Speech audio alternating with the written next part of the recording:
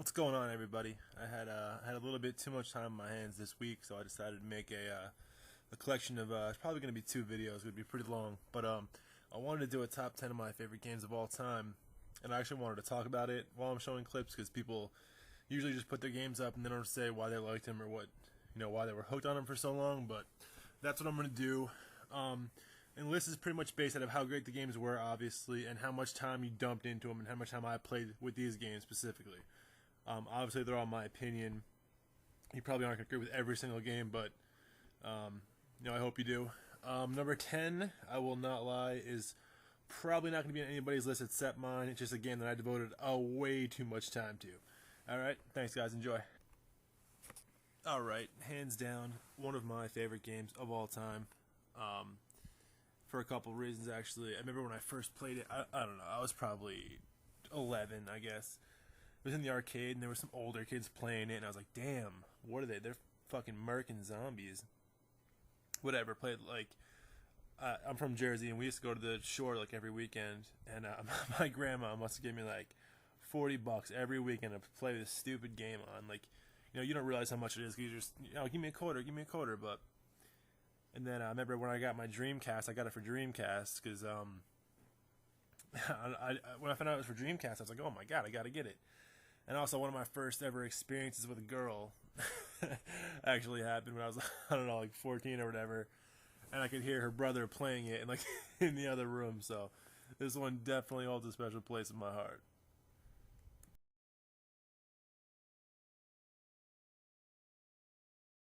Okay, I promise the rest of the list will actually have a chance of being on other people's top 10s list forever. It won't be some random shit like that last one. This one is Punch Out. I can't really explain why I love this game so much. Like, I even play it now. I mean, I have it on my emulator on my phone. It's on my my Wii downstairs. I don't know. I mean, I think it was back in the day because, like, back in the day, you couldn't save your game. So those games, you were like, if you were beating them sitting down and beating the game. You weren't, saving until you finally got past that last boss or whatever, then coming back to it and finishing a business. You were beating it there. And if you told your friends, hey, I beat this game, and someone else beat it, they'd be like, oh yeah, how'd you beat this guy? Like, for proof, you couldn't shit talk your way out of it. And this one, I remember when I was a kid, Sandman was so hard, Bald Bull was so hard, forget Tyson, but this game is just fantastic. I don't know, I mean, like I said, I still play it. I think it's a masterpiece. I think the one on Wii was pretty good, the remake was pretty good. Super Punch Out was good too, the one on Super Nintendo, but this one was just pretty awesome. Figuring out how to beat every guy. There was no internet, so you couldn't just Google. Well, there was internet, but you couldn't just Google how to beat everybody like you can now. So, I don't know, something about this one. Maybe it's just the nostalgia, but that's number 9.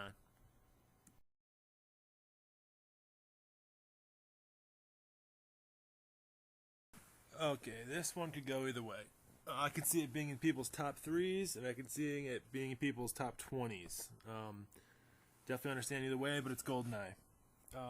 This, I'm sure everybody remembers the days when you got a 64 and you just went to your friend's house and just sat there with split screen playing the shit out of GoldenEye or playing the campaign.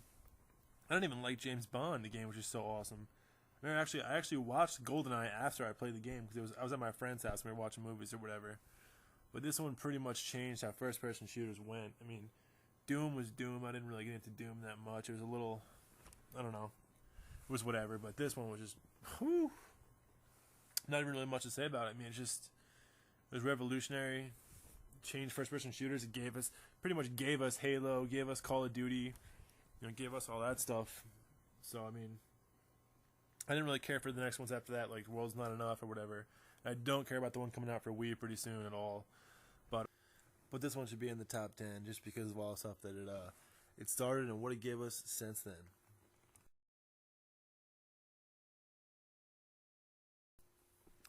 All right, at number 7, I could have went a couple different ways here. I love the genre. I know there's a couple big trophy winners in this spot, but I could have went with Street Fighter 2 or Mortal Kombat 1 or 2. But I'm gonna go with Soul Calibur 2 here because I truly believe it was the most perfect flowing gameplay ever in a fighting game. The first one was great. Soul Edge, Soul Calibur 1 was great. I have Soul Calibur 4 for PS3 and Xbox. It's great.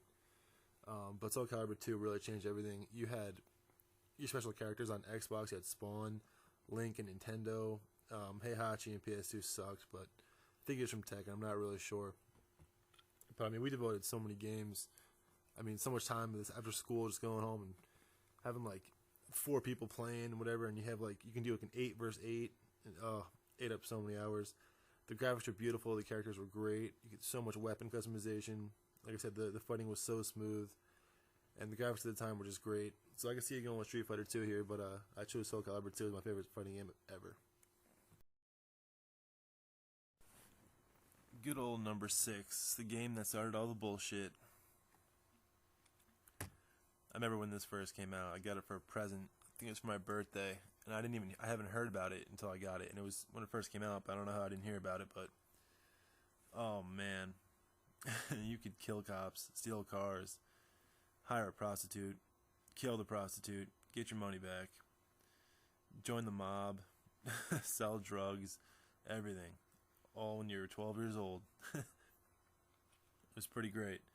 I think San Andreas is probably the best one out of all of them.